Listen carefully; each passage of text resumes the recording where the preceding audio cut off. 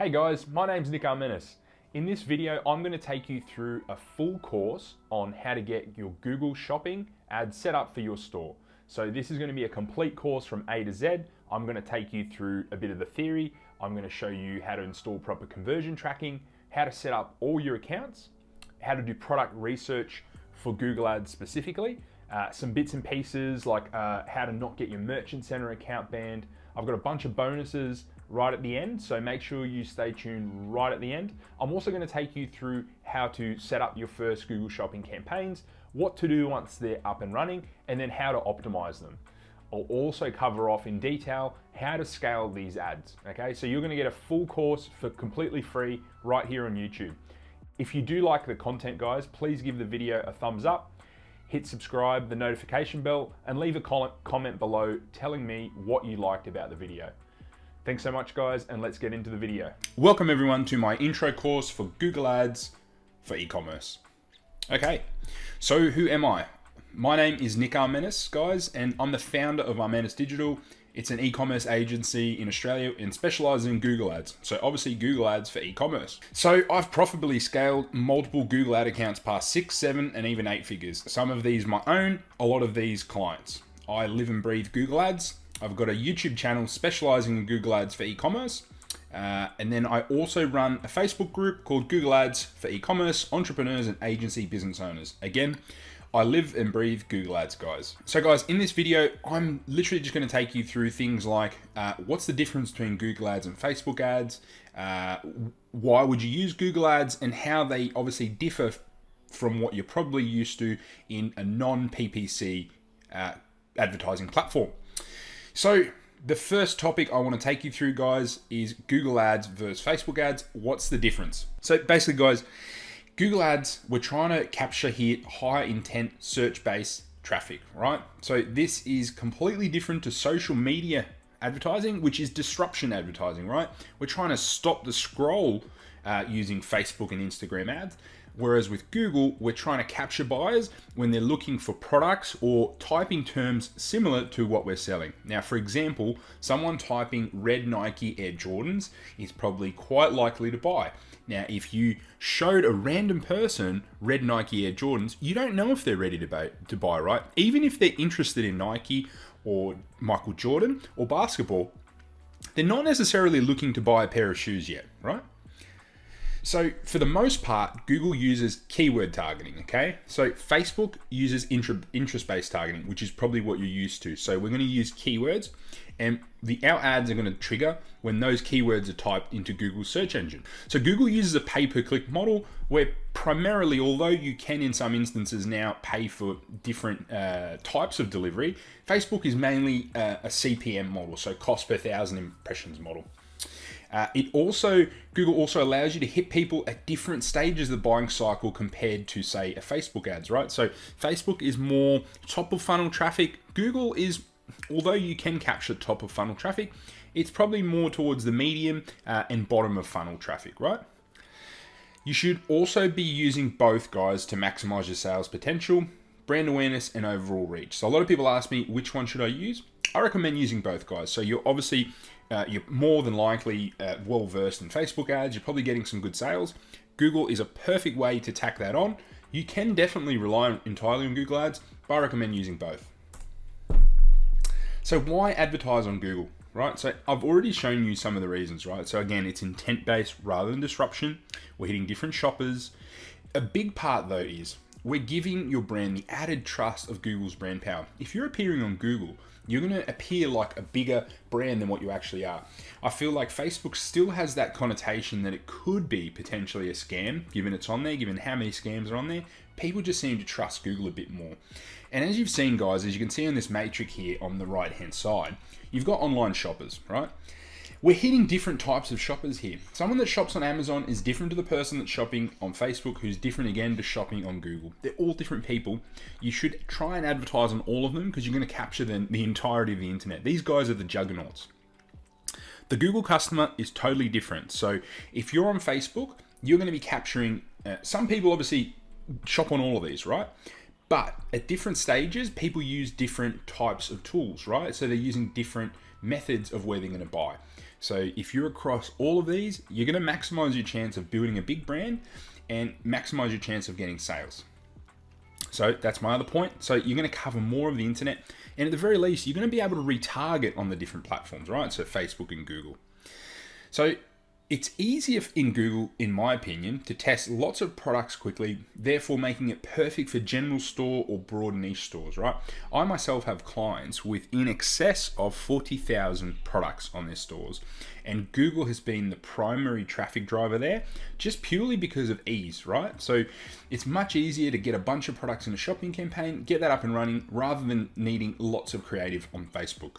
So another beautiful thing is you obviously don't need much creative on Google, right? If you're a logical person versus a creative, which I myself am not very creative, this is why I've always swung towards Google. I also find Google to be much easier for high ticket products, just purely because of the nature of it. If someone is typing something like outdoor furniture, 11-piece set, white, it's much easier to sell to that person rather than getting thousands of clicks on Facebook that are completely irrelevant. The other reason, guys, you should sell on Google is it's strongly focusing on e-commerce, and it's creating lots of new products constantly to get advertisers sales. So Google is taking this very seriously. It wants to monetize this, and so it's going to capitalize on all the data it's got to help you guys make more sales. So most people don't have a clue what the different platforms are on Google and when to use them, right? So Google search ads are the text ads, okay? Google shopping ads are beneath the search bar. You will see images pop up, and there's also a shopping tab within Google, and this is their shopping comparison network.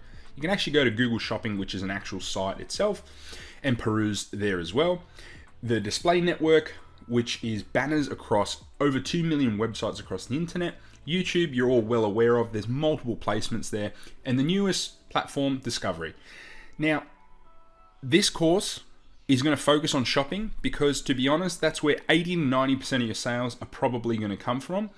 There are obviously some channels like YouTube where you can do quite well, and search where if you have something and you're selling it's quite specific and do really well.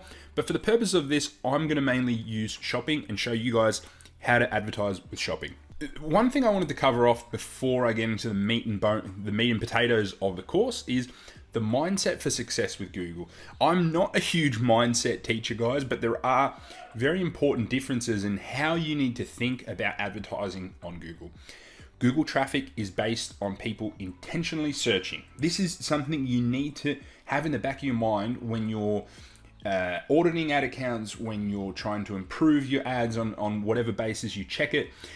This means the person is in a different mindset when they're seeing your ad versus a Facebook. Understanding the psychological difference will make a huge difference in your success. You need to put yourself in the shoes of the person searching, right? It's totally different to what you're used to. Try and do it and tweak how you think about different search terms. Like, you might think that bidding on shoes is a good idea given that you are selling shoes, but I can tell you right now that is going to drive a bunch of irrelevant traffic, and you're probably going to need to bid much lower for that term versus the specific shoe size, color, and style. If you bid on that, you're much more likely to get a sale. Now, the second point is, I see a lot of people going, oh, but Amazon and eBay and all these big companies advertise on there. I can tell you right now, having done it myself multiple times, you can outrank and outsell bigger competitors. 100%. But only if you spend the time to implement my strategies, properly optimized, and are patient. If you aren't patient, this is the most important thing with Google. It is slower than Facebook to start delivering. It is slower to get sales. It is slower to optimize. It takes time to optimize. It's tedious. But if you stick to it and you stick to it for a long time, you're going to see success. The best clients I've had have stuck with me for 6, 9, 12, 18 months, 2 years. They're the ones that are doing really, really well. They're the accounts that are killing it, okay? In this video, I'm going to talk you through how to set up all the accounts you need to get started with Google Shopping. Okay, so guys, there are 4 accounts you need to set up. Your Google account, which if you have a Gmail address or any Google product, you will already have. A Google Ad account, a Google Analytics account, and a Google Merchant Center account. I'm going to now show you how to set all of these up properly to get started. Okay, so if you just Google account, you'll be brought to this page. So as I said, if you've already got a Gmail account, you don't need to do this. You can just use that account to sign up to the other ones, okay? So create an account. and I'll quickly fill these in, create it, and we can go from there. So you'll then come to a privacy page, agree, and you've created your Google account, guys. So just make sure you save this email because we're going to be using this for all the other things, right? So just use the same email across the board. So get started. If you go Google Ads, you're going to be brought to that page I just had. Click Get Started. Now, I want you to switch to expert mode here. Don't go through this method here. Click switch to expert mode. If you get lost along the way, guys, all you're gonna have to do is make sure you create a campaign if you do the other step, and then just turn it off, okay? And so here, we're gonna create an account down the bottom here. People always miss this, create an account without a campaign, okay? You can set your country, time zone, and the billing currency. Click submit, and we've now got an account, guys. Let's just keep that there, ready to go. So just in case we forget anything, we can come back into it, okay? And it's up and ready. If you want to have a look at it, click Explore Account. So let's use that email and let's create a Google Analytics account. Enter the password. Click Start Measuring. Use your store name here. So let's just go Test Store. Next. Leave it as web. Next. Then just grab the URL here that you're going to use.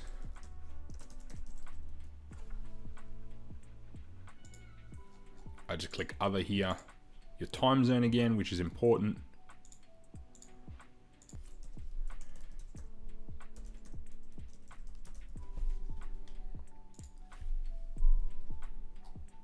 Just accept the privacy and terms. Dismiss this. And we've now created our analytics account.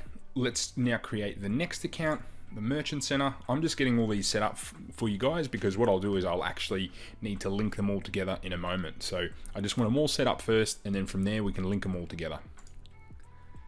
Click Get Started here in the Google Merchant Center. So if you just Google that, you come to this Google Retail page, click Create an Account for Google Merchant Center. So we're just going Test Store Australia. Select your time zone.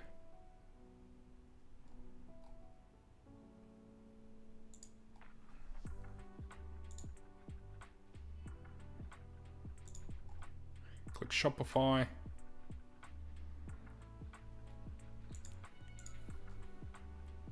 Create your account. Now, there is a way where you can list your products straight away, guys. I'm going to show you a different method. Just it's the method I use, but there is a really quick way that you can actually just log in, go through Shopify, get all your products across. I'm going to show you the method I use. Please go ahead and use this method. It is very, very straightforward to set up, and you can actually get Shopify to help you as well. But I am going to go continue with Merchant Center and just set it up the way I have using the apps that I normally use because they give you greater control and they're better at managing the feed, especially if you have a big catalog. Okay, so we've now got a Google Merchant Center account. So in this next step, guys, let's add the Google Analytics tracking code to your Shopify store. Okay, so bring up your Shopify store. Okay, guys, so in this next step, please come to your Shopify store. And what we're going to want to do is we want to grab our analytics code and install it on our Shopify store. Okay, so that way we're going to be able to track visitors and then send that info to your Google Ads, your analytics account, and then link all the two with the Merchant Center as well. So to do this, go into Google Analytics. Now what we want to do is we want to grab this tracking code here, right? We want to go over to our Shopify store. We want to go Actions on the Themes page under Online Store. We want to click Edit Code. Then we want to go and find the theme liquid file, okay? So that's the theme liquid. And right underneath the head section, put a space. You're going to install this global site tag that we just did. And what we're going to do is we're going to click Save. Okay, so now that this is saved, this will start sending information back to Google Analytics. Now in the next step, we're going to start linking some more things together. So let's set up Google Analytics correctly. And then what we're also going to do is we're going to set up Google Ads and link it to Google Analytics. And then we're also going to link the Merchant Center to our Google Ad account. So we're in here, right? Let's link our Google Ads account. Tick this. So we're under property in our settings. So in admin, property, product linking Google Ads. Click continue. Name the link, so just call it test store. Turn all website data on, and then let's link the account. This is the reason I say to use the same email. If you haven't used the same email, you won't be able to complete this step. Click done. So this is now going to allow us to import conversions into Google Ads, guys, okay? So in the next step, let's actually link our Google Merchant Center to our Google Analytics and our Google Ads account, okay? Under this banner here, let's go linked accounts. We're going to go Google Ads.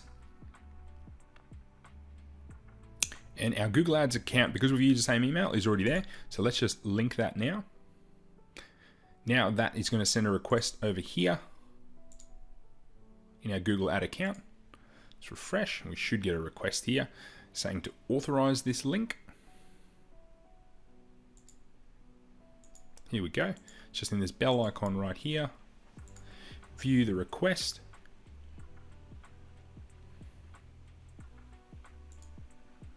And then just click approve.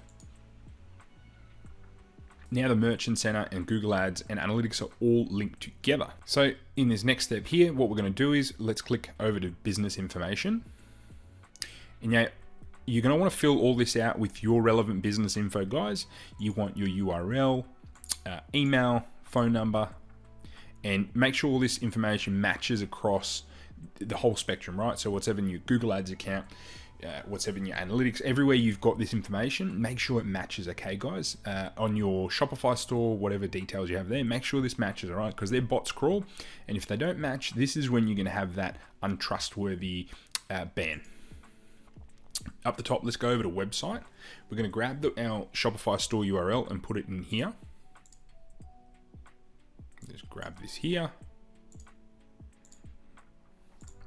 Enter it there. Click save. Now, there's a few ways you can verify it, right? We've got a Google Analytics account, so let's just use that. Otherwise, what you can do is you can upload in that same theme liquid file, a little link here that they'll give you. So they're the two different ways. Let's just use Google Analytics. So this is now being verified and claimed, guys, and you're good to go here. In the next video, I'll show you a bit more detail as to what we need to do to make sure that this is all squeaky clean and ready to go. In this video, guys, I'm going to show you how to properly track conversions and then import them into your Google Ads account. So this is a really tricky one sometimes, guys. Sometimes people get double conversion tracking, or native out of the box, Google Ads does not track conversion value, so people get confused with they're only tracking the number of conversions. So I'm going to clarify all that, and I'm going to show you the simplest way to set up conversion tracking. Okay, let's get into it. So guys, the easiest way is to actually use Google Analytics. We're going to turn on ecom and enhanced e-commerce, and we're going to import into Google Ads and track these conversion values, because Google Analytics is going to talk with Shopify now, and then we're going to import all that information into Google Ads, and then that's what's going to report and make sure we're tracking actual values, not just the number of conversions, because out of the box, as I said, Google only tracks the number of conversions. There are a number of other ways you can set up conversion tracking. This is the simplest way I've found, and it's the easiest, and in my eyes, it's normally the most accurate as well. So I'm going to jump into Google Analytics and show you exactly how to do this. Okay. So now we're in Google Analytics. I want you to go to admin. I want you to then go to e-commerce settings. I want you to enable e-commerce, and I want you to enable enhanced e-commerce reporting, and then click save. Once this is all done, guys, let's head into Google Ads. And what we're going to do is we're going to go into tools and settings. We're going to click conversions. We're going to hit this little plus conversions here. We're then going to click import data, which is going to allow us to import this in. Let's click Google Analytics, click continue, and then you're going to see the only event we have there, which you can go into Google Analytics later and create new events based on whatever your needs are. Let's import and continue. Click these click transactions, and then click import and continue. And done, guys. It is actually as simple as that. And so this is the easiest way. I used to use the conversion tracking code in the past, and this is much simpler. If you want to make it even better, guys, use Tag Manager. It's a bit more advanced, and hence why I haven't done this, but to keep all the website code clean, Google Tag Manager is the best way to install analytics, and then obviously have all this stuff in there. Okay, so if you want to do a bit more research, do that in your own time, guys, but just stick to this if you're a beginner, and it's going to be more than enough to accurately track your conversions, and obviously have that report correctly in Google Ads. Thanks, guys, and see you in the next video. In this video, I'm going to show you how to manage and set up your Google Merchant Center feed. So we've already set up our Merchant Center account. We now need to link it to our Shopify store, and we also need to make sure that the feed is now going to send our product info into the Merchant Center so we can then run ads. So there's a few ways you can do this, guys. These are the three I would recommend. One is a Google Sheet. I'm not going to show you how to do that, but it's very simple. There's a format.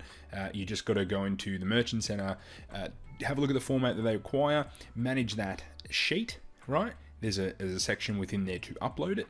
A bit more tedious, bit more manual, not my preferred approach. There's lots of free and cheap apps to do this, which are going to save you tons of time and in the end, money. So there's the free Google Shopping Feed app by Shopify. Again, I don't like that one. I prefer to use this very cheap paid app. I believe it's $5 per month, and they do a 21-day free trial. So this is the method I'm going to show you guys because it's the best way to manage your feed in my eyes, and it's a very cheap app. It's definitely worth the investment. The other free app has lots of issues in my opinion, and the actual the way it manages the feed is quite clunky, and it takes you a lot of time to then go and add information to the feed, where the Google Shopping Feed app by Simprocess is very good, and the support team is amazing. So that's why I'd recommend them. To be honest though, a lot of you will be able to get away with just using the free Google Shopping Feed app, but I'm going to show you the Simprocess method just because it's my preferred approach, and I believe it's the best one for you. So before we get too much into it, guys, I want to make sure that you fill in all this info in the Merchant Center. So we're back in the Merchant Center. Go and fill all this information, as I said, and work your way through all of these sections, okay? So shipping and returns, we need to create a shipping rate in here. So click the plus, add shipping service, and let's just call it US shipping, okay?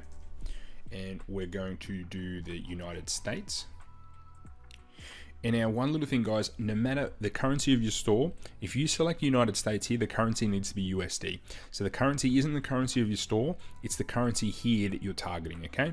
So shipping and handling time, let's say it's 1 to 2 days, Monday to Friday.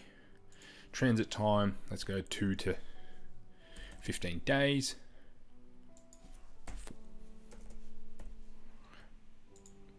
Monday to Friday. Just put whatever your shipping times are, make sure you put it in there. If you have any holiday cutoff periods you want to put in here, put it here, guys. Otherwise, let's create a shipping rate and we'll click add. The easiest way to set one up, guys, is to create a single rate for all orders. Otherwise, there's one based on price, weight, number of items, and destination. I just prefer to do one rate, and this is a free shipping rate, and we're going to name it as such, free shipping. Now, say you have multiple layers, then you're going to have to go back and you're going to go either, if you use carriers, use carrier rate, and so on and so forth. Okay, guys, so there's a bunch of different ways you can set it up. I'm just going to show you this method. Otherwise, if you have any issues, just let me know, but this is the easiest way to set it up.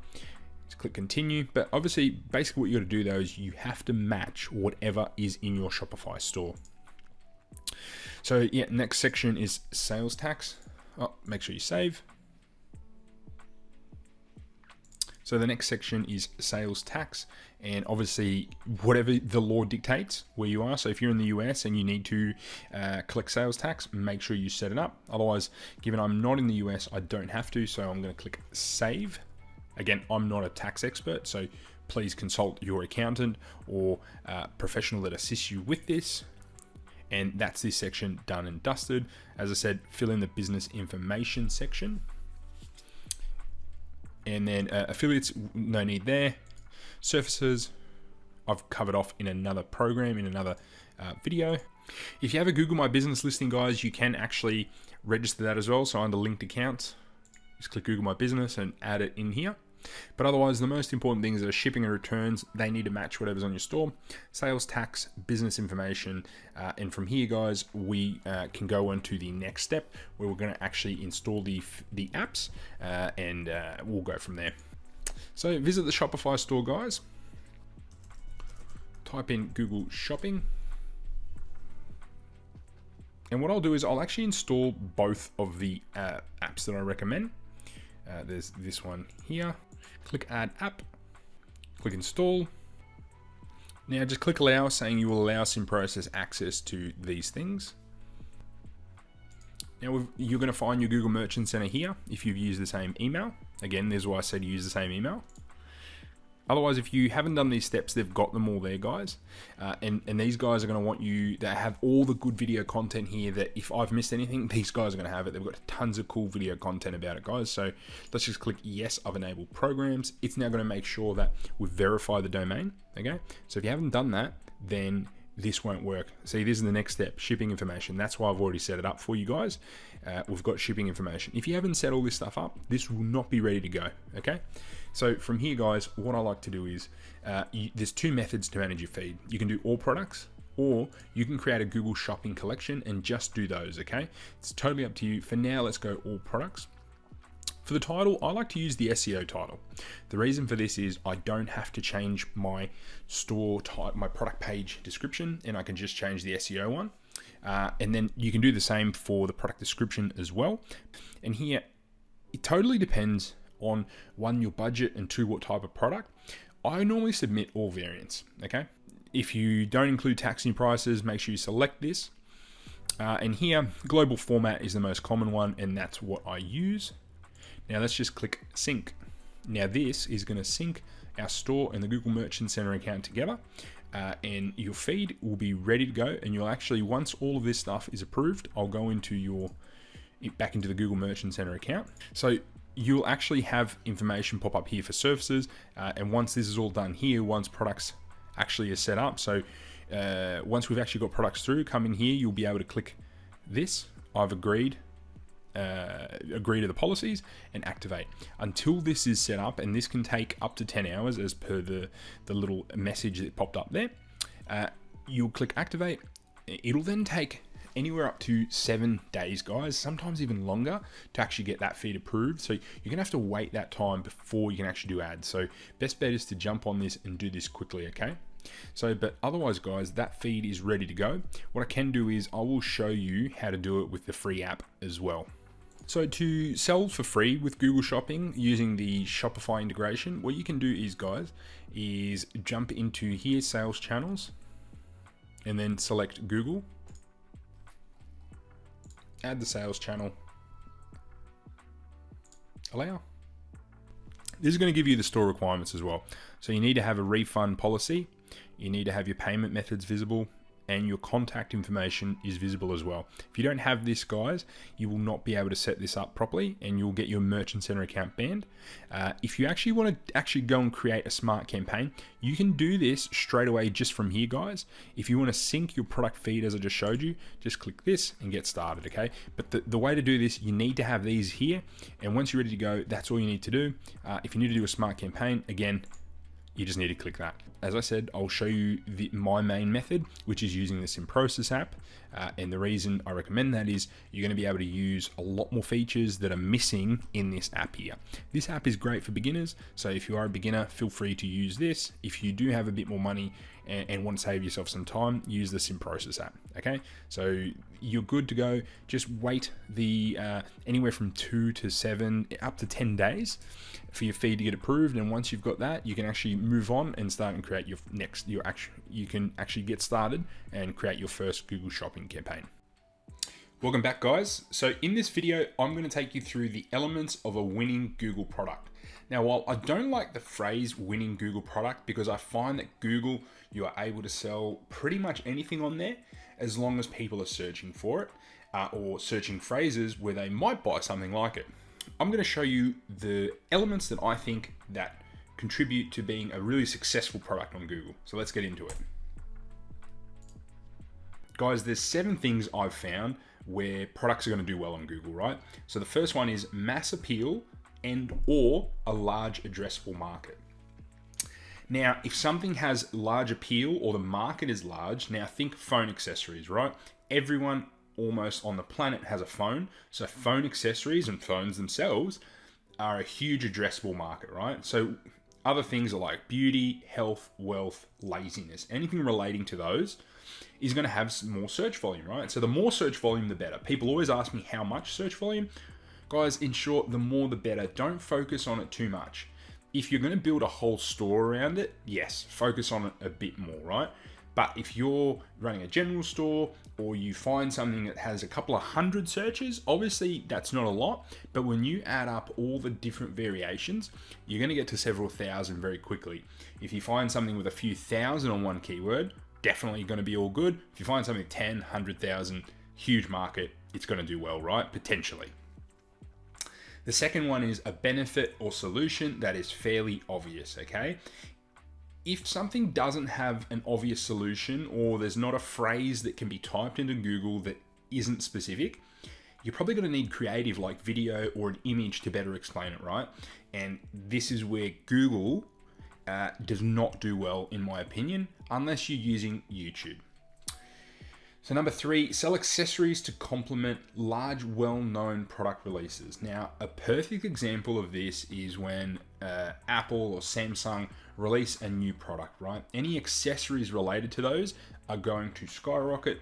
Normally this occurs in Q4. So something like that, if you can search for some product releases, you're going to find accessories to complement those. And if you sell those on Google, you're probably going to do reasonably well. Number 4, perceived value is high or not well known. This is a common e-commerce attribute of something that's going to do well, guys. Think jewelry. Jewelry always is quite cheap to buy, but the actual sale price is much, much, much higher, right? So the perceived value of jewelry is normally quite high. So guys, my ideal profit margin is 25 plus. The reason I say it is your cost per conversion on your ads is probably going to be $10 to $15, sometimes 20, right? If you don't have enough there to cover the cost of the goods and all other factors related to running your store, then you're not going to be making money, right? So $50 is far more feasible, hence why I say great to sell a higher ticket products. Now, when I say this, you can actually find lower cost per conversions if something is just going gangbusters at a particular time of year. You know, you might see $3, $4, $5 cost per conversions, right? So you can find lower profit margin products and sell them. My recommendation is you stick to higher ones. It's just going to be much easier for you, and don't make life harder than it needs to be for yourself. So number 6, people have an emotional connection to it. Anything that people have an emotional connection to, kids, pets, their health, all those sort of things, their beauty, this is something that is going to do well because people are going to have questions around it and they're going to be looking for solutions, right? So the bigger the connection, the stronger the chance of having a sale. And number 7, a recognizable brand or product equivalent to the branded option. Now, if you're selling branded products and you're legally able to obtain them, these sell really easily on Google because people are searching for it. They're just wanting that specific product. If you put the right product in front of them at the right price, they're going to buy it. The same thing goes for if you can find alternatives to well-known brands that are potentially cheaper or better, then this is another key element I find that can do really, really well. So in my experience, guys, if you have 4 of the above, then you've got a much better shot at hitting over 6 figures. If you have at least 5 or 6, more likely to hit 7+ figures. And if you have all of these, right, you're far more likely to hit 8 figures. Now, this is absolutely no guarantee, guys. So these are just the factors I've seen that contribute to 6, 7, and 8 figure products, guys. You can definitely, even with just one, if the addressable market is big enough, then you can definitely hit those higher numbers. Now, one little note, guys, people overthink product research for Google in a big way. I personally have had stores and managed accounts selling in small countries, just like the country I'm in, Australia. We've only got 25 million people, and I've helped 6, 7, and 8 figure stores, guys. So you can definitely do it even in small markets. Just be patient, persistent, and willing to try lots of new things. It can be a bit of a grind, but if you find something that hits these factors here, I guarantee you're going to have a much better shot than if you just approach this willy-nilly, right? Don't overthink it, guys. So in today's video, guys, I wanted to take you through my favorite product research strategies for Google Ads, okay? So we're gonna, following on from the elements of a winning Google product, I wanna show you how I then go and find these, right? Now, the first thing I'm gonna say, as I said in the previous video, is don't overcomplicate this. I've got 4 of my favorite strategies here. I use tons of other ones as well, but these are probably the 4 I would use the most, I'd say. And they're not very complicated strategies, guys. They're not using fancy tools. They're actually just, going out there, having a look, seeing what's selling. Can I find something similar? Can I improve it, right? So in a past life, I was actually a buying manager. I would go overseas and find new products to put in the stores that I'd worked for in their head office. And it was similar to Bass Pro in the US. So camping, fishing products and stuff, right? So I do probably have good experience in this, even in big businesses, as to what works with this. And to be honest, guys, a lot of what happens is you're either going to be a first mover, or you're going to find someone else that has moved first and then tack onto that. And a lot of bigger businesses actually do the second, and a lot of the smaller ones are the first movers, right? That find innovative products. Now, for Google, you don't need to reinvent the wheel. You do not need to find totally new products.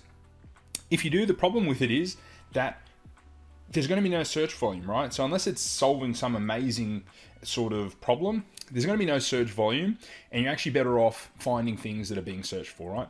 And this brings me to my first method, and it's called the big product launch accessory method. So I want you to research what top companies, like for example, Apple, Samsung, Microsoft, PlayStation, Nintendo, whatever it might be, right? Go out and have a look. If you want to find big companies, literally just go type in Google, what are the biggest companies in the world? What are the biggest brands? Find out what products they're launching this Q4 or at any point in time, right? And then find the accessories to suit them. And you can just go on their website, see what accessories they're selling, see what accessories for those sort of products have sold in the past, and then source them. And then you can get into a bit more of the nitty gritty, right? You can go and find more niche specific phone cases or iWatch bands, or you can go and find things with cool patterns or whatever it might be, right? Different materials. This is the sort of stuff you need to look for. And the beautiful thing is, as I said, with Google Shopping, you can test all this stuff really, really quickly. You don't need to make new creative, right? So that is the first one, the big product launch accessory method. So the second is the branded product or equivalent method, right? So if you can legally source branded products or find top brands of products and find similar equivalents, so things that could be swapped out, right? A cheaper version, more expensive version, whatever it might be, right? But it needs to be similar to the branded product. These are the best products to sell on Google, in my opinion, because you've got that brand recognition, you've got search volume there that's going to be constant, right? And there's people promoting that brand constantly, which then flows through into your Google as well. So they're also perfect candidates for branded single product stores, right, guys? So if you can find something that's branded, you can then make a single product store. And this is how I find most single product stores would work well on Google, right? Now, as I said, make sure you legally source these, find wholesalers or suppliers that are willing to sell to you and actually do it legally. If you do this illegally, you will get your account banned potentially, and you do not want that, and you do not want the legal implications that could come with that, right, guys? Try and run a proper business here. So the next one is the Google Shopping method, right? So just jump into Google Shopping. I can jump in there and show you in a second, and type in like popular niche name, popular dog products, gifts for skateboard lovers, or best gift for gamers, best gaming product of 2020, whatever it might be, guys. Spend some time in there, see what's ranking high when you're searching. Make sure you mix it up and actually use websites from iSearch From or a VPN to see what's working in different sorts of countries that you might be able to then bring into your own country or sell somewhere else, right? But if you keep doing it from your own site without a VPN, you're going to find a bit of a skew in the results, and obviously you won't be able to see different countries' results. So use the website iSearch From or a VPN and change your location to then see products in there, right? In a different country. So Google Merchant Bestsellers is another strategy I use. So on the left-hand side, click growth and then bestsellers. I'll jump in there and show you some of these now, guys. So just jumping out of here, and we'll go and show you some of these strategies. So let's say we type in best gifts for gamers, right? And straight away, the first thing that I find is this ergonomic gaming desks, right? So there straight away is an idea. It's a high ticket idea, and I'm sure you'd be able to source this product from somewhere else. Kogan is a big retailer here, online retailer in Australia. They source most of their products from China. So let's go into the shopping tab here and let's have a look around. Okay, cool. Here's a potential product, right? So you could potentially sell this gaming mug here. Or if you're running a print on demand store, you could actually get gaming ideas, right? Here's a clock you could potentially sell. There's lots of different bits and pieces, guys. You could start a store on gaming chairs and sell a variety of gaming chairs. They're high ticket. And again, really, really good search volume guaranteed with these. Guys, there's lots of different ideas here, right? There's even ideas here that you could then go and sell on Facebook ads as well. So just keep looking through here. Here we go. Here's another little, obviously not gaming related, but this little stand here might do really well, guys, for a Christmas gift or something like that. You could start a whole store around arcade machines and gaming products like this gaming mat here. Lots of ideas here, guys. So this is a really good strategy, really simple, and you're going to find hundreds of product ideas just doing this straight away, right? Just go best gifts, products for, best gift of 2020, all these different things, and I find that this is the way I find tons of product ideas. Otherwise, the other stuff you could do, guys, is literally just go through, say, an Amazon or another big website, go through all their different categories and just start going into each one of those and seeing what is selling at the time. So once you're in your merchant center, guys, go over here and click growth and then come down to best sellers. This is going to show you the top products and top brands that are currently selling on Google Shopping by country and category, right? So this here is set to United States and animal and pet supplies, and it's going to show us all the most popular products, right? Okay, and straight away here, you can start getting ideas of the stuff that sells well on Google, even the brands and then the price points, right? So this folding dog crate, you could start a whole business around folding dog crates or dog crates, right? And it's going to even give you the price range here, all the information there. And so again, you can use this as a strategy to sell on other channels as well, or just for ideas, and just keep scrolling down. Okay, see, obviously some of this stuff you're not going to be able to get access to, but robotic litter box, if you can find someone that sells that or a supplier, you can come in here, you can change the country, you can change the actual category as well, and you can go drill down into baby toys and equipment. Right, and straight away you can start seeing what is selling in this industry. Even if you find things that are branded, guys, you're going to be able to find branded equivalents, or actually try and reach out to this brand and see if you can become a registered supplier and sell their products. So again, guys, just have it come in here, play around, and you're going to find lots of product ideas on what to sell on Google. So thanks so much, guys, and I'll see you in the next video. So in this video, I'm going to take you through my Google Shopping strategy and also how to set up your first Google Shopping campaign. So my main strategy, I call it the cold testing strategy. Basically, guys, we're going to create a standard shopping campaign with all the products you want to promote. So I recommend having 10 to 50 products at a minimum. You can do less, but more is totally fine. Actually, I find the more products you've got with Google, the better it actually tends to do. I recommend just starting off with one country, so say the United States, and then setting your bidding strategy to maximize clicks with a max CPC of, if you're a beginner or doing lower ticket products, 25 to 30-ish cents, and then 30 to 50 cents if you're doing something that's a bit more expensive or a bit more competitive. You might find you need to play with that if you're not getting impressions, but just for now, just stick to that. So budget, you can start off with as little as $10 to $100 would be my beginner budget, preferably 50 to 100. Otherwise, it's just going to take you a long time to get any amount of solid data. And the campaign priority you want to set is low. So once you've set all that up, guys, I'm going to show you in a moment, but run it for, I reckon, at least 7 days, 5 to 7 days before touching anything. The longer the better, to be honest, just because if you don't, well, 5 days is the window for learning, and to be honest, to fully optimize it probably needs 14 days. From there, guys, we're going to look to see if we're getting products with conversions, what's getting clicks, what's getting impressions, and what I follow, guys, is my method is, okay, if you're not getting impressions, let's increase your CPC bids very slowly, couple of cents here and there. If you're getting clicks but no conversions, then make sure your page images are optimized, your title, go through the optimization video basically, guys, and is your price competitive? So a lot of Google Shopping is about looking at competitors and seeing what's going on and where can we make improvements. So from here, products that are profitable will be put in their own campaign. So then you're going to move on to the scaling video when you're in this circumstance, if they get consistent profitable sales. Okay, so from here, have a look at keywords, right? The keywords tab, remove unprofitable keywords. So unprofitable is come up with a strategy where, say, you want to only spend $2 to $5 per keyword. If it doesn't make a sale, get rid of it.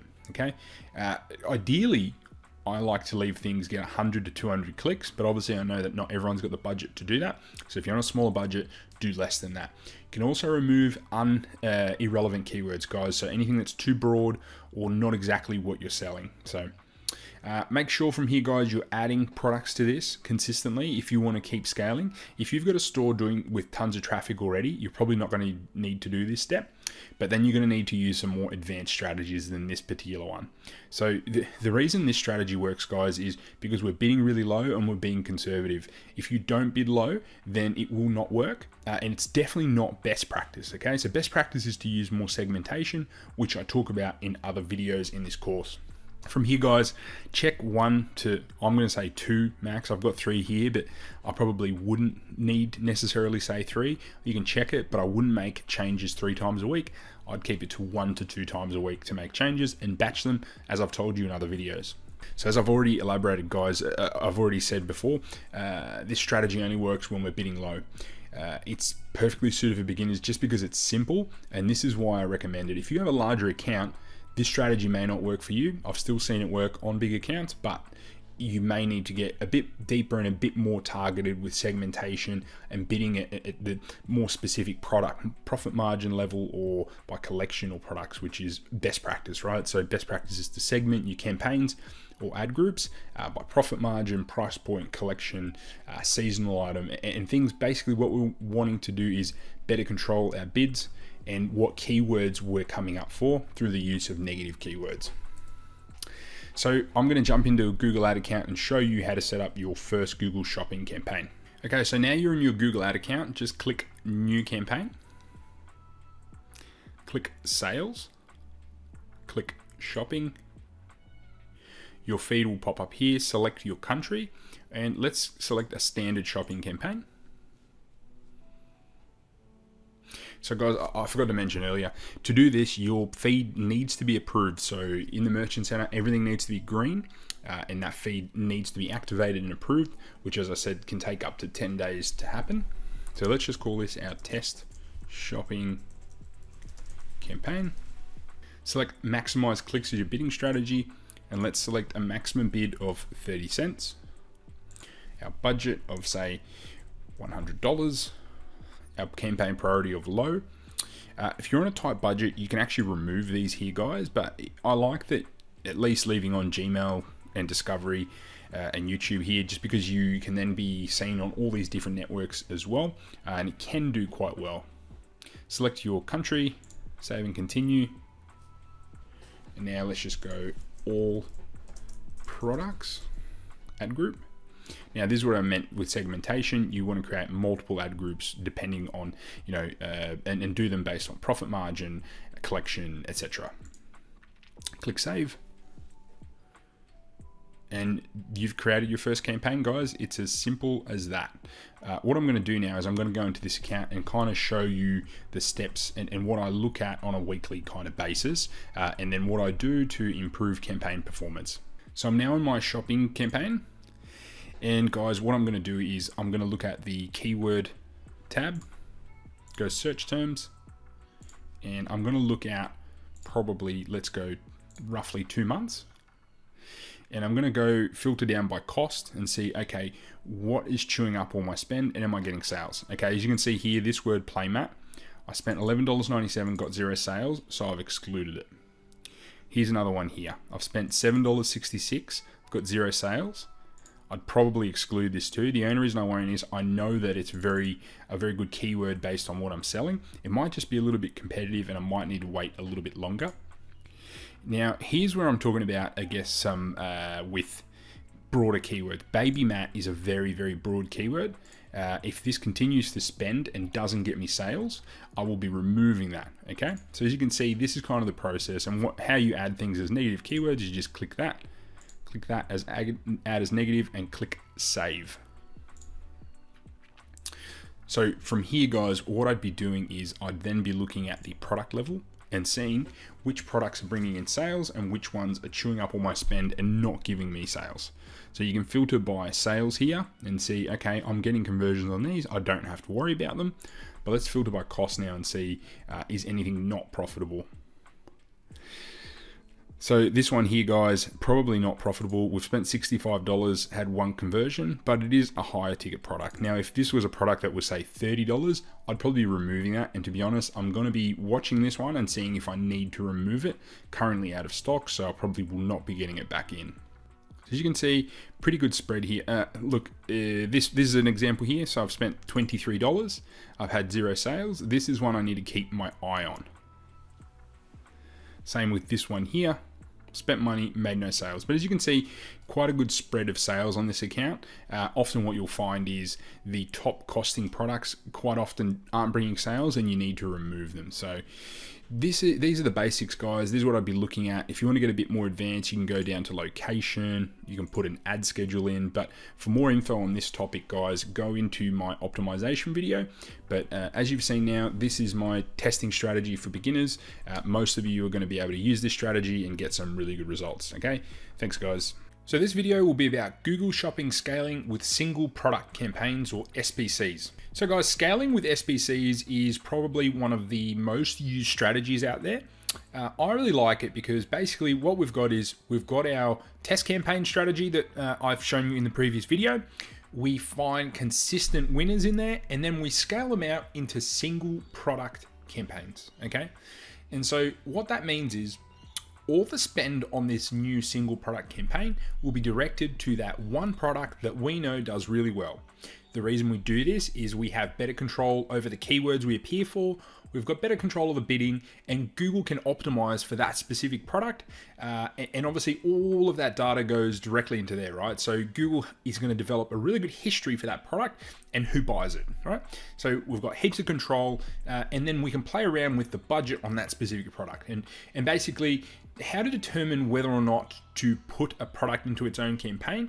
Basically, what we're going to want to see, guys, is once you're getting consistent, profitable sales on a product, so the return on ad spend needs to be profitable for that product, we'll create a product-specific campaign. So what I normally say is have 5 or more sales per week on that product, and your cost per purchase is below your product profit margin, right? So you obviously need to be making money, and you need to be getting regular sales, right? So now, when I say 5 per week, if it's just 1 week, then you're probably jumping the gun.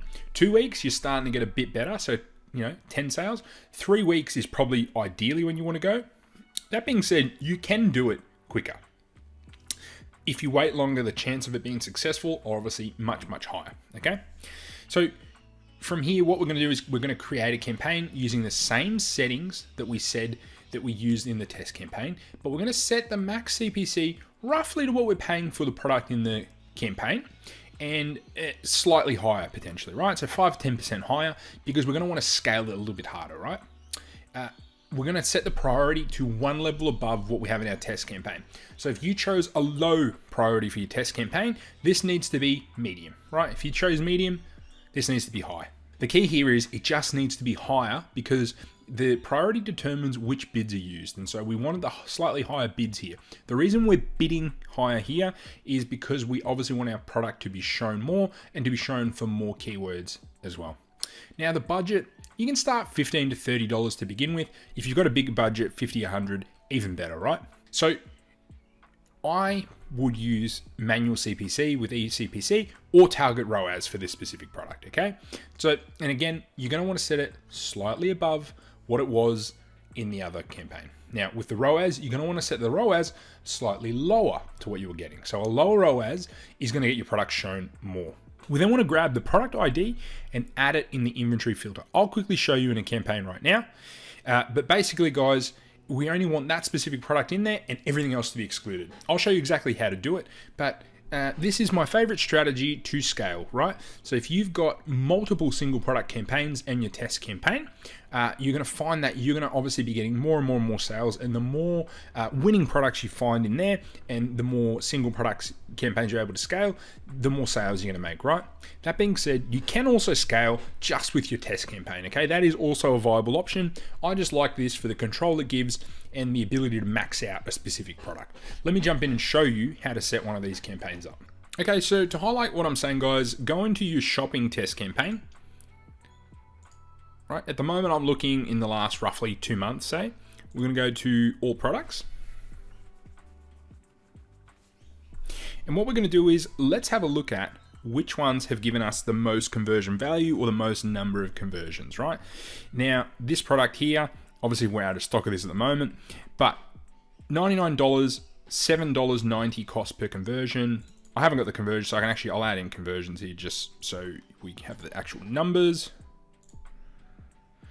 All right, so we've got 5 conversions here. Look, this would be something that I would be tempted to be putting in its own campaign. These bottles here, I definitely would, right? So these ones here, 8, only $3.46 cost per conversion, okay? So I'd grab these bottles here, grab this ID, and I'd copy it, okay?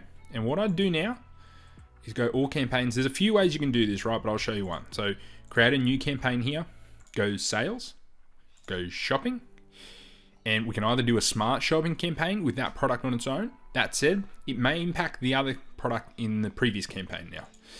If you do want to go smart, I'd probably remove it from the other campaign so it can focus on its own.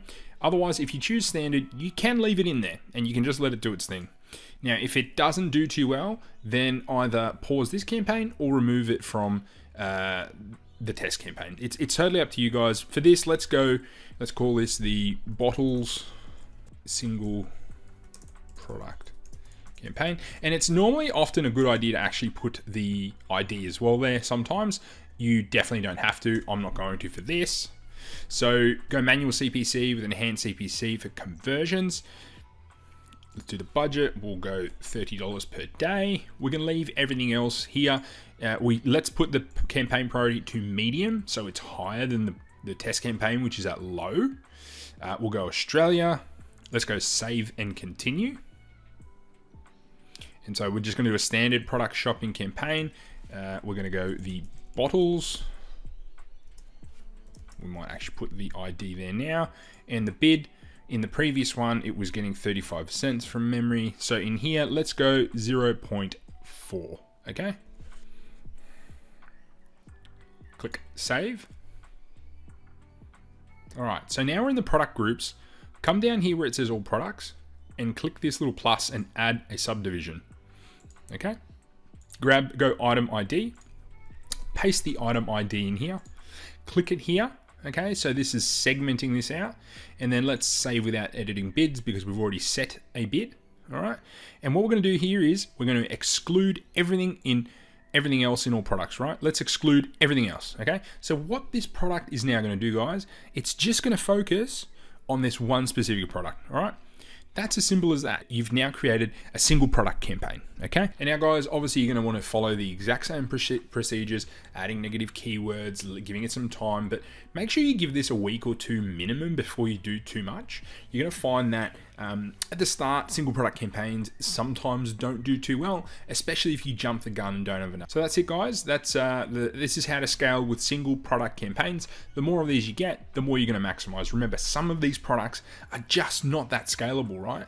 So you're only gonna have limited search volume and you might find you max it out quickly. Some other ones you might make tens of thousands of dollars per month with. Thanks, guys, and see you in the next video. This video is going to be about Google Shopping optimization.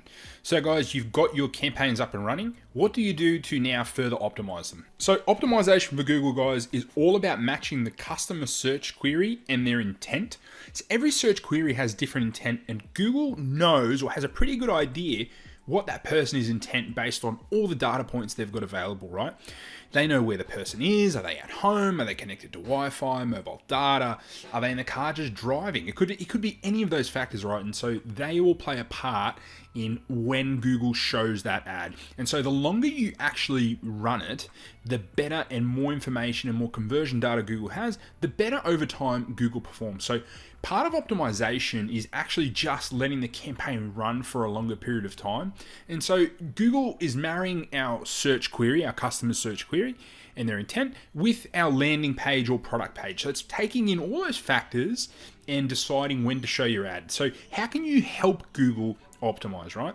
Two main ways. There's campaign level changes and feed or on-page optimization. So this happens everything that's either on your feed or on your website. So I'll take you through what sort of changes you can make in both of these two factors. So at the end of the day, these are the only two things you can really change to optimize your Google ad account, on top of leaving it the actual campaign run for a longer period of time.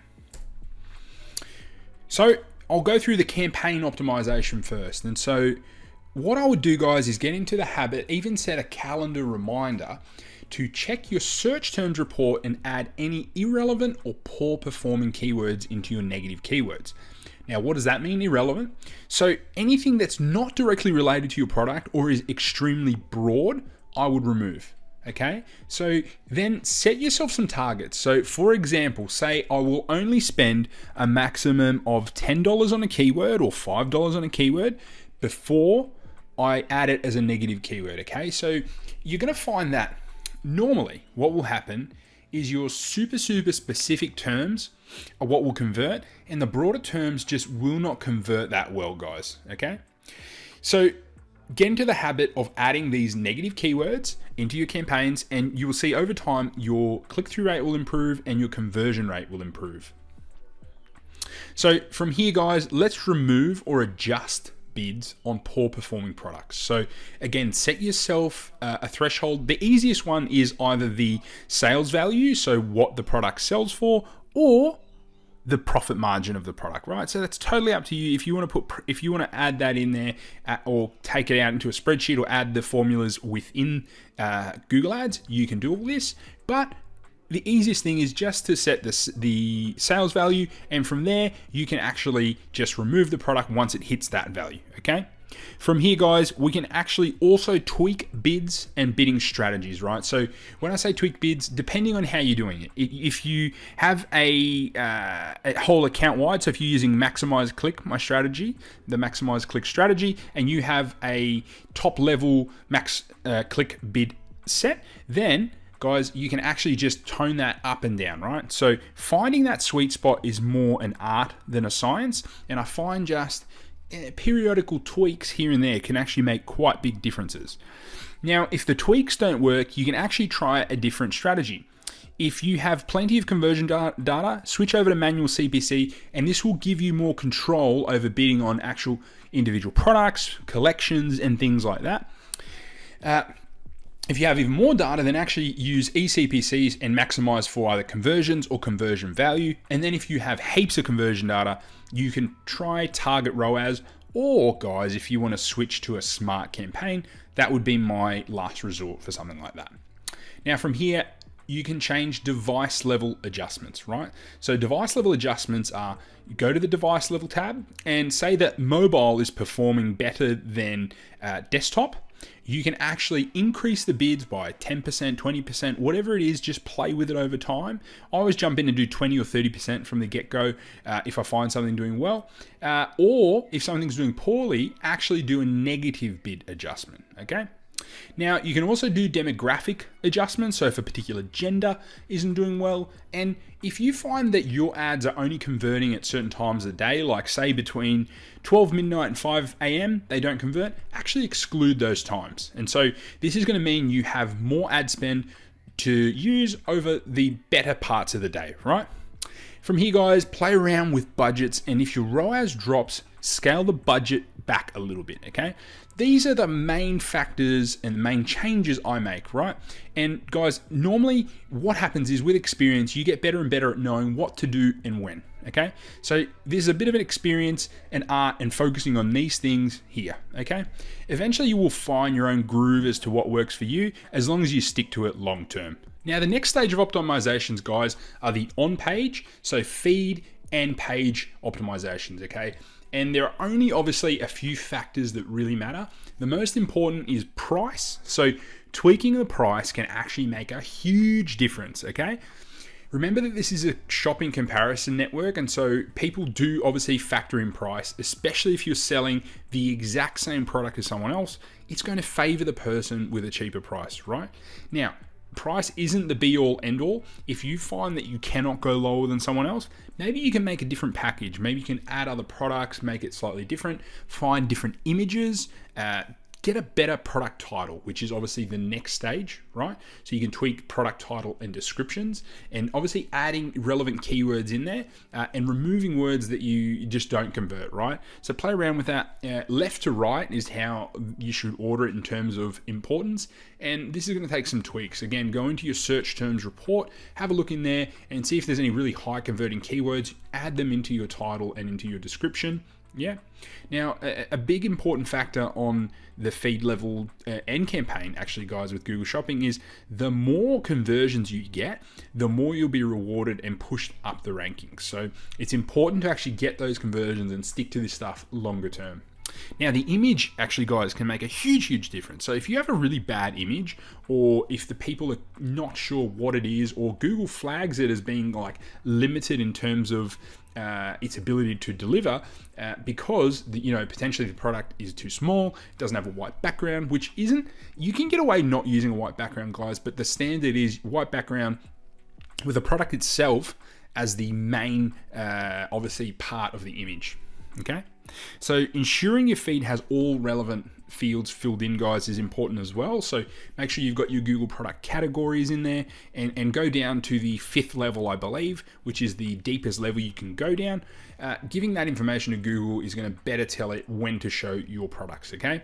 Make sure you have everything in there. Is it used? Is it new? Is it for adults? Is it for kids? Whatever it might be, add in color if you need it. And all these factors do definitely make a difference, guys.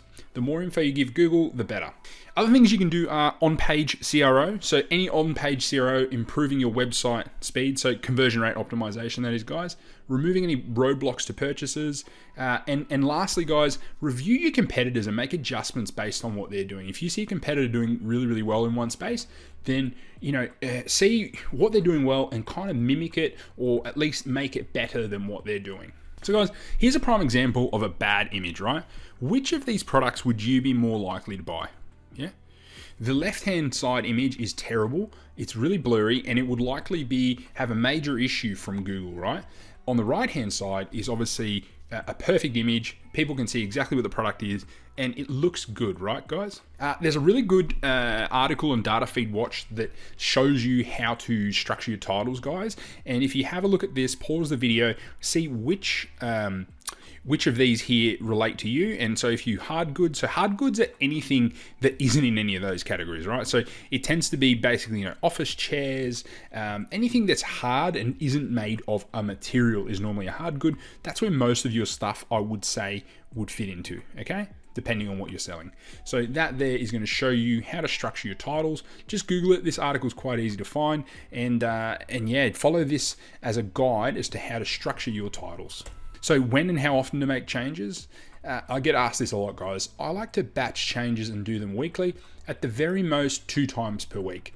The reason for this is if you make changes too frequently, we want to be really strategic, guys. If you make them too frequently, I find that the algorithm resets and everything goes to complete and utter chaos for a short period of time, right? Well, sometimes it just doesn't recover. So I like to make changes infrequently, batch them, and then wait and see. And don't make, if you make too many at once, you don't know which change caused the increase or decrease in something, right? So make small changes and be patient with this stuff, guys. It does take time. If you're spending large amounts of money, $500+ per day on a campaign, then you might want to make them a bit more frequently. Again though, I find the algorithm's pretty good as long as you lay the foundation right, you keep going through this optimization that I'm talking about. Over time, even then, you still only need to do them, once or twice per week. I sometimes have accounts where I'll only make changes once a fortnight or even once a month if it's had heaps and heaps of history. I'm not saying I don't review the accounts, right? I'm still watching them, I'm still seeing what's doing well, but at the end of the day, things like out of stocks can impact ads as well, right? So if you're not in stock of an item, that can have a big impact. So it's managing all the back end stuff as well, guys, that's going to actually help your ads optimize as well. In this video, I'm going to take you through my smart shopping campaign strategy. Okay, so guys, further to my previous Google shopping strategy, this is a totally different approach you could take utilizing smart shopping campaigns, okay? Now, what I will say is I would choose one or the other, or if you're going to use a mix, remember that the smart shopping campaign is always going to take priority over a standard campaign. So what that means is you will need to have, if you have products in both, if they're in the smart campaign, they're going to take priority. And so if you have two with the exact same things, it is going to be completely pointless and you are going to have to segment the products out if you want to do that. So my recommendation is to pick one approach realistically, especially if you are a beginner. So what are smart shopping campaigns? Smart shopping campaigns utilize Google's machine learning or AI to decide when and where to show your ads in order to maximize conversion value. So the bidding strategy that these ads use is maximize conversion value. So the algorithm is going to show products at times and where it wants to show them. So it shows them across all those networks there, right? So the sponsored Google ads, the display network, in YouTube, and also in Gmail. So you will be seen across all those in one campaign with a smart campaign, right? So the algorithm is going to maximize conversion value. Now, just make sure you understand that, because what it's going to do there is if you have higher ticket items, it's more than likely going to focus on those. And if your budget is smaller, you'll find that only really a handful of products get any kind of impressions under these campaigns. So Google automates the following things in smart shopping campaigns: bidding, targeting, i.e. audiences, devices, all those things. It will assess bids and adjust up and down based on the historical data. So realistically, the longer you leave this run, the better it theoretically should do. So you've got no negative keywords, no placements, and it also covers remarketing. So pretty much everything is automated under this for the most part, which is good and bad, right? So how do they differ? The pros are it's pretty quick and easy to set up. It requires minimal skill to set up and realistically mainly minimal skill to manage. There's lots of things that can go wrong with these though as well. Covers remarketing all in one campaign. Your reach is expanded over a normal campaign because you've obviously got all those other networks you can be seen in as well. Minimal intervention really other than budget adjustments.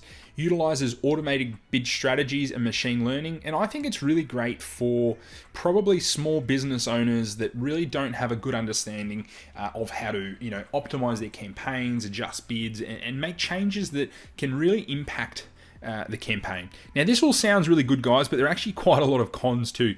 You've got no negative keywords, so you give up a lot of your control to smart campaigns, right? So you're handing all that over to Google. No device targeting, bid adjustments, no ad schedule. So overall, you're handing over your control, right? You've also not really got much as in-depth reporting on the different networks or the impression share metrics so much, I find. It tends to be really broad, any sort of those metrics, because you're being seen in tons of display ads as well. And remember, because of this, you get a lot of clicks from display. And so I find the conversion rate is often a little bit lower as well. The machine learning is only as good as the inputs that are put into it, right? So the feed and then plenty of data points, i.e. conversion. So if those two aren't good, so if your feed isn't clean and you don't have all the proper information there, Google's not going to know when to show your product. And if you don't have enough conversion history before you start and ongoing, so you need a certain budget as well. If you don't have a decent sized budget, smart campaigns can do poorly in that instance as well. In my experience, I've been able to get standard campaigns outperform. I've got 70 there, but probably still, it's probably like 65 now. They're getting better and better. And to be honest, tends to be bigger catalog accounts tend to do really well with it. So big general stores or big broad niches. And then people that have a decent budget. So say over 50, 100 plus $200 per day in ads. So when should you use them? When you have plenty of conversions on your account. I prefer to have 30 to 50 as a bare minimum. The more the better, in short. So a lot of people ask me what number. I'd go the more the better, right? You can do it at any of these points in time, but the more the better. I also recommend having a decent sized budget, guys. So as I said, look, you can probably get away with 50, but I prefer 100 plus per day for these. You can do smaller. As I said, more likely you're going to get luck rather than actual any skill if you go less. But in some instances, it can still do well. So it's well worth giving it a try, especially if you lack time or experience to manage ads, or you've got a really big product catalog and standard campaigns can be a bit more tedious using the previous strategy that I said. So I will actually show you quickly how to set up a campaign, but if you ever need to check, this is the setup guide here, guys. So run all products in a single campaign. If already running standard shopping, test one product group or collection in Smart on its own. So that's what I normally recommend if you're already doing standard campaigns. Just test one product or one collection on its own in a Smart campaign. Pause all other shopping ads if you are running both. So don't run them at the same time if you've got the same products in the same campaign. So if you've got the same products in both campaigns, pause the standard campaign in that instance. You can leave it run, but it's not really going to do much, guys. Let it run for 15 days minimum before making any changes, guys. I prefer even longer. Sometimes I'll let it run a full 30 days without even touching it. Just because like if you don't give it enough data, this is machine learning and it's just not going to learn. So unless the results are completely diabolical, let it run and then slowly increase the budget, leaving it for 7 days after each change, and try not to do much above like a 10 or 20%. Even 20% is sometimes a bit too high depending on the products. I like to do really small changes every 7 days, and it adds up over time. That being said, if it's doing really well, you can do them a little bit faster, but just make sure you're looking at your ROAS, and if your ROAS starts to really dip, then dial it back a bit more. I recommend if you have the ability to keep adding products into these campaigns, they do better the more products you add, I find, and you can keep increasing that budget, and then just remove any poor performance out of the campaign. Okay, so I'll jump into the Google Ad Manager and show you how to set one of these ads up. It's very, very straightforward and simple, guys. Okay, guys, so to create a new campaign, once you're in your Ads Manager, just click New Campaign, click Sales, click Shopping, and click Smart Shopping here, right? So it'll check your requirements, but as long as you meet all the requirements in here, which are pretty minimal these days, I believe they've toned it right back. You used to have 20 conversions. Don't believe you need that anymore. Just click Continue. And just call this your Smart Shopping campaign. At the start, don't worry about setting a return on ad spend. You can do this once you've got a bit of data. Set your budget, right? Your account level rather than campaign level. Click Continue. In this next section here, guys, you can actually change which products that you select. So if you only want one particular type of product, just click that one product type, right? So if you've set everything properly in Shopify and you've got type and all these other elements in there, or item ID, so if you just want a particular one product, you can add that there. And you can just click save it and it's just gonna add that product. Otherwise, have all your products in the one campaign. And what you're gonna need to do is make sure you've got a logo. You're gonna need an image, which is gonna be like a banner. And then you're gonna need to add like a headline. So, best online baby store or something like that. And then a long headline, just use whatever tell the people a little bit about your brand. This is just going to appear in your display ads, right? So, we're going to have stuff like potentially Australia's best online ethical baby store. Shop our great range of products Not sure what's happening here. Products, description. Now, obviously put something different, but for this, I'm just going to put that there. Grab your store's final URL, add it here. And when you click save, guys, that's all, and your campaign will now be live. So guys, give smart campaigns a go, follow that strategy, and also if you find that a standard campaign doesn't work for you, give smart a go, guys. It's where the world is moving. Standard campaigns eventually, I think, will be phased out, but I still find better results most of the time with them. But give smart a go and see how they go for you. So I've put together this bonus video, guys, just for you guys, and it's how to lay out your store, or the types of layouts I see that go really, really well for Google success. Now, this video is mainly targeted towards general stores and broad niche stores, but this is just some general concepts that I find are needed to succeed with Google and how to lay out your store. So the key factors for Google's success, guys, is an easy to navigate store, okay? Because what happens is if people come to your store on somewhat of a broader search term, then you need to have lots of similar products to show them, okay? And that's where a frequently bought together or similar products on your product pages. So if someone comes on your product page, has a look at your product, not quite what they want, but you've got frequently bought together and similar products on there, then they're gonna be able to look around and potentially find something that they want. Now, logically ordered collections with products, like products grouped together, a lot of people fail to do this, and this is just a good practice to do no matter what, but it's super important for Google for the exact same reason I mentioned above. And then plenty of options for customers. So even if you offer one office desk, so if you sell office desks, try and offer quite a few different ones, because someone might want a white wide one, someone might want a brown small one, someone might want a green office desk, right? So the more options you can give people, size, color, things like that, I find do really well on Google, again, because people want to see and search and find lots of different things, right? And if you have more options there for them of the same thing, then you've got a better shot at getting that sale. But if it's not easy to navigate the store, then they're not going to find it, right? And this leads on to my next one, easily accessible and large search bar. People are going to want to search for things, right, on these types of stores. They're going to come there, say they wanted a gaming chair, they didn't find the one they wanted. They're going to type in gaming chairs, and if your products don't come up or they don't find the search bar, then yeah, your chance of getting a sale there is pretty minimal, right? So the next one is fast loading. The reason for this is, one, obviously impacts your conversion rate, and two, 100% impacts your Google ads. Faster loading stores get rewarded with better quality scores and cheaper ads. It's that simple, guys. So these three things here, guys, if you've got them, much better chance of succeeding with Google. For best themes, guys, for the free ones, Supply and Minimal. Empire is my favorite paid theme for a Google General Store, and I'll take you into it and show you in a second. And then some store examples are ones like Wayfair, My Deal here in Australia, Overstock, and Amazon. So I will take you through these right now and show you the reasons why I like them, okay? So this is the Empire theme, guys. I will view the demo and show you why I like it. So as you can see, search bar is right at the top here. Really, really easy to navigate. People are going to find it no matter what page they're on. It's right at the top, right?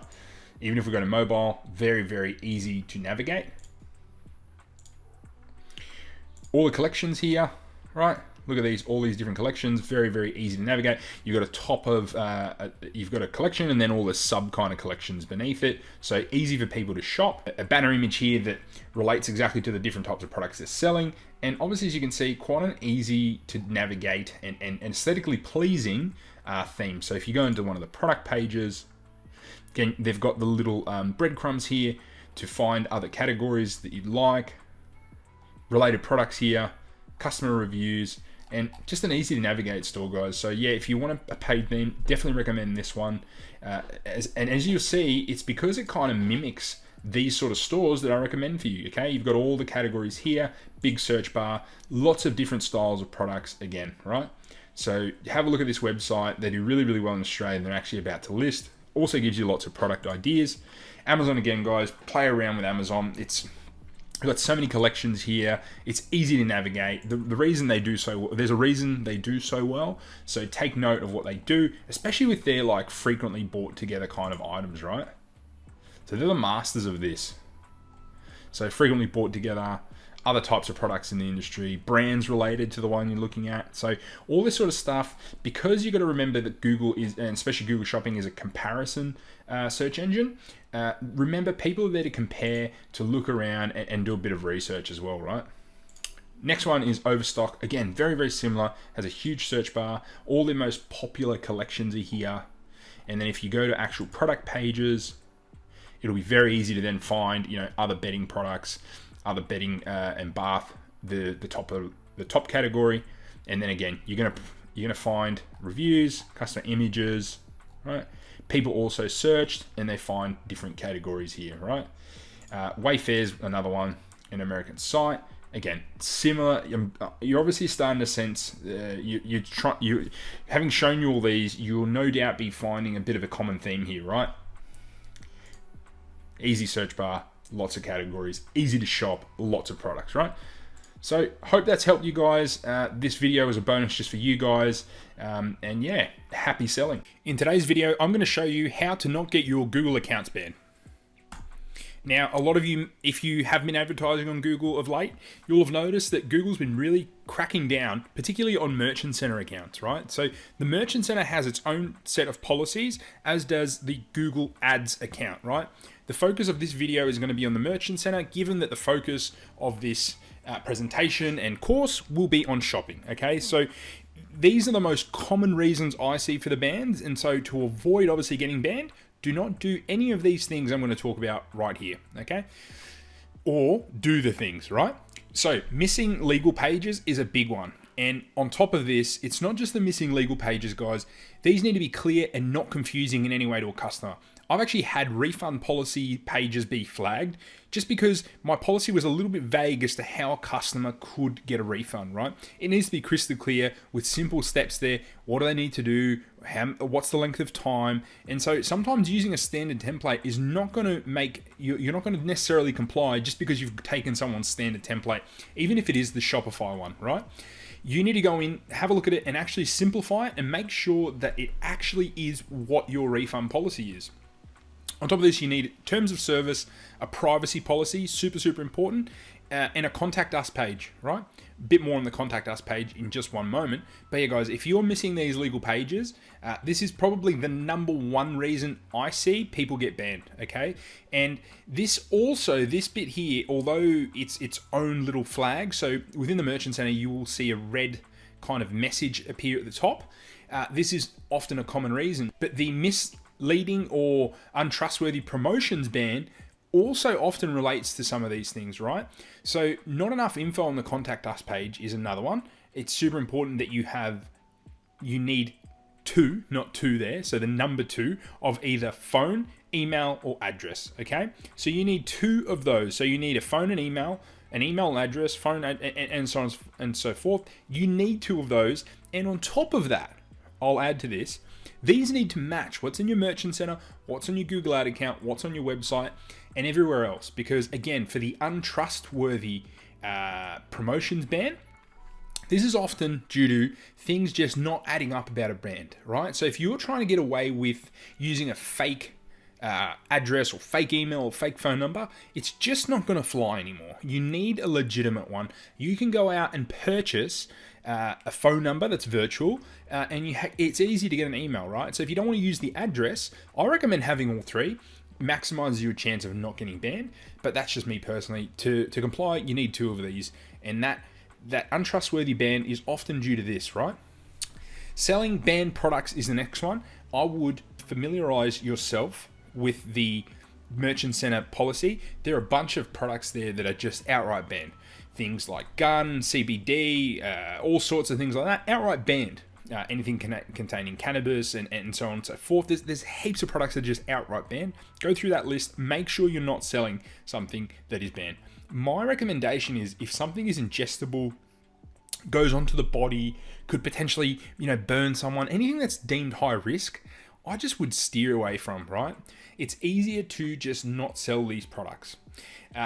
On top of this, if you're selling certain products that may fall under it, so if you are making claims about a product like instant weight loss, fast weight loss, and you've got nothing to back it up, All those kind of flags will tell Google that you are untrustworthy, and those products and potentially your whole account will be banned. The next one is inaccurate shipping costs, okay? So your shipping costs on your cart need to match what is in the Merchant Center. So within the Merchant Center, remember, we went in and we set up the shipping costs. These need to match. If they are different, you can get your account banned or flagged to be banned. The next one is missing info regarding available payment methods, okay? You need to tell people under their terms and conditions what your available payment methods are.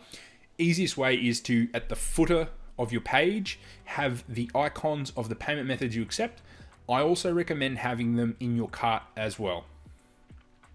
Inaccurate pricing is a big one. So Google, on top of looking at what's in your feed, will also scan the schema, so the website code. And if these two don't match, right, you could be done for misleading or inaccurate pricing, okay? So make sure that there's a lot of apps out there that edit your theme's code. And when you do that, if you make a price update, then often this doesn't flow through. And so you need to make sure you're going into the Merchant Center regularly. Go in there regularly and have a look and see, are there any error messages within there, and just remove them, right? You'll see those messages, they will be read within the Merchant Center, and you'll be able to go in there and do your best to have that clean. Go in there as often as you possibly can and just make sure that you don't have those error messages in there. Get rid of the yellow ones and the red ones as well. Now, number 7 is really, really broad, and I've seen a wide range of things, and to be honest, it could be a course in and of its own. Basically, misleading practices are you're doing something that is untruthful or something that is intended to mislead, okay? If you have fake reviews, this could be misleading. You may be banned for that. If you have countdown timers that aren't real, whether it is in cart or on the website itself, on the product page, you could be flagged for the untrustworthy ban, okay? If you're making claims about products that will be a little bit vague or unclear, or you're trying to mislead, or if you have heaps of things that are on sale all the time. All of these things can lead to bans, guys. And if in doubt, just don't do it. Try and run this like a real business. Do you think that someone like a Walmart or Target would intentionally try and mislead their customers consistently? Pretty much most of the drop shipping community and the smaller online stores try to do this all the time. I'm telling you now, it's not just going to be Google that's going to be stepping up on this, guys. It's going to actually be governments as well. They're going to eventually find out that everyone is misleading people. People are being ripped off, or they're not getting what they want. And this is a big problem, guys. Everyone that's contributing to it it's going to come to an end at some point. And my recommendation is, if you wouldn't like it done to you, don't do it, okay? Don't mislead, and your account will be fine. So guys, I hope you found this useful. In the next video, I'm going to show you what to do if your account actually does get banned, okay? So thanks and stay tuned. So this is a simple guide as to how to get your account back, okay? So a lot of people complain that this is impossible, you can't do it, it takes a long time. And while I can relate to it taking some time, if you're persistent, I find it very rare that you cannot get this account back unless you've done something really, really bad, misled them, or continuously tried to create lots of new accounts with issues. Now, if you were a business, why would you let that person back on, right? You need to be persistent. It may take some time. You may lose some sales. This is why I always recommend that you don't switch to just Google or just Facebook. You want to diversify, have good SEO, have Facebook, Instagram, Google, and Bing, all sorts of avenues, right? Because stuff like this happens. This is the online game, guys. This is e-commerce. So if you're persistent, 95% of the time will get your account back, bar if you've done some dodgy stuff, if you've misled people, if you've had multiple warnings. I find that most people, when they say they haven't got their account back, they leave out a lot of the story, because in my experience, having managed hundreds, if not thousands of accounts, there's very, very few I've not gotten back. And when I haven't gotten back, I've been able to create new ones, but in a very, very, very, in a way that has very strict criteria, which I will talk you through. Okay, so always the first thing you want to do, guys, is identify the issue or seek further information from Google. When your account is flagged as being suspended, up the top, In the Merchant Center, there's a red section, and in there it says contact us, okay? So you can click that and get more information. There's an option there, fill out the form. It'll ask for a few bits and pieces of information to identify you and ask what the issue is. In there, kind of elaborate on what your store's about, what you do, and give them some confidence and put a bit of actual substance to it, right? Identifying the issue means going into your actual product feed, and then going within there, you will see down the bottom, you'll see all the errors, right? So the ones I've been talking about in previous videos, they'll be flagged as red for the most part, and they will give you a specific reason normally. Now, there are some really vague ones, but if you go through the previous video that gave you the reasons and go through Google's Merchant Center policy, go through this in detail, remove anything that is unclear, a little bit dodgy, and fix any issues, right? Even if you have to remove certain products because they're the reason that you got flagged, go through, clean it up, and then seek further information or contact Google to manually review it, which is step 2, right? You can contact Google and ask them to manually review your Merchant Center and store account. Guys, this may take some time and you may need to go backwards and forwards for a while. They may give you a reason, tell you to fix it, right? Just be persistent, keep going backwards and forwards with them, show them you're working with them, and remove and tidy up the store, the feed, and every bit of the account, right?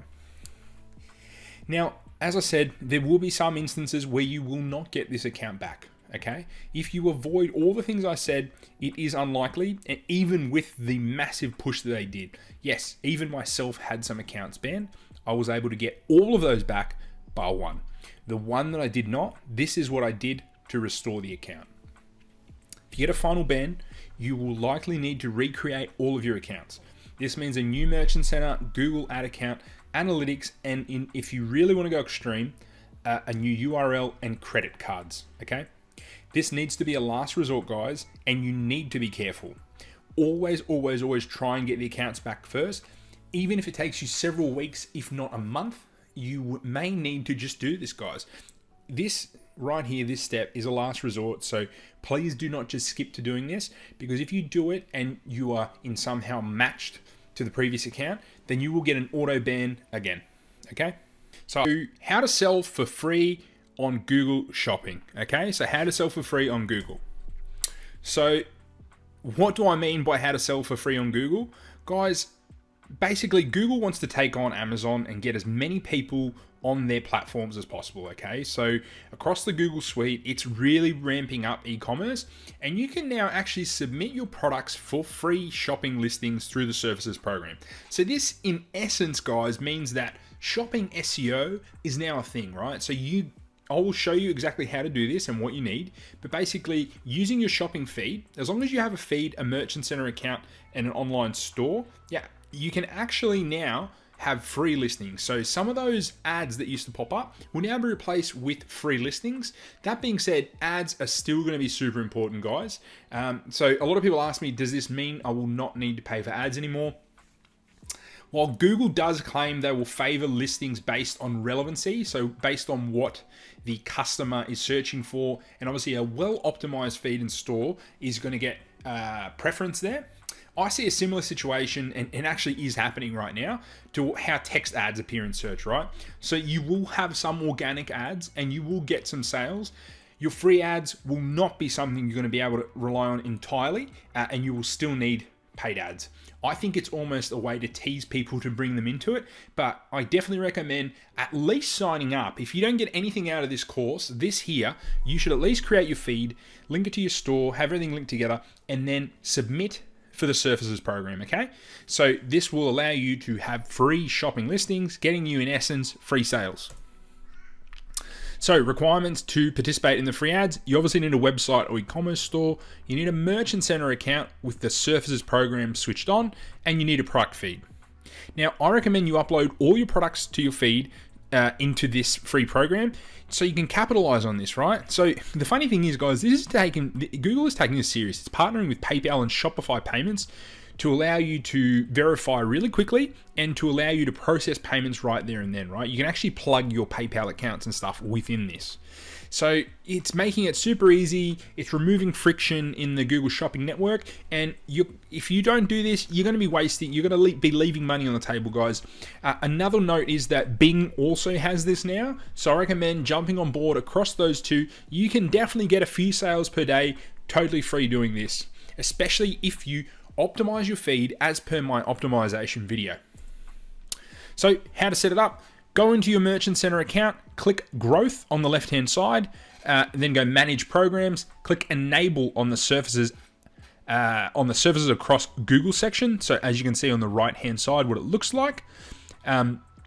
Tick all the requirements on the policy page. Make sure you obviously include your shipping policy link there, and obviously all your policy pages need to be there and complying. This image here is old, so IN and US. It's now available across the whole world where shopping ads are being used. So there's a certain number of countries there. Agree to the policies, click Activate, wait for a few hours, and it should be live, right? Now enjoy your free traffic. That's all you need to do, guys. So this is how to get free shopping ads activated and sell your products for free on Google. Thanks, guys. Thanks so much for staying right to the end of the video, guys. I hope you've enjoyed this. I put a lot of work into it, and literally anyone that wants to get Google Shopping ads can use this course to get them up and running, to get their first set of ads up, okay? So guys, thank you so much, and I'll see you in the next video.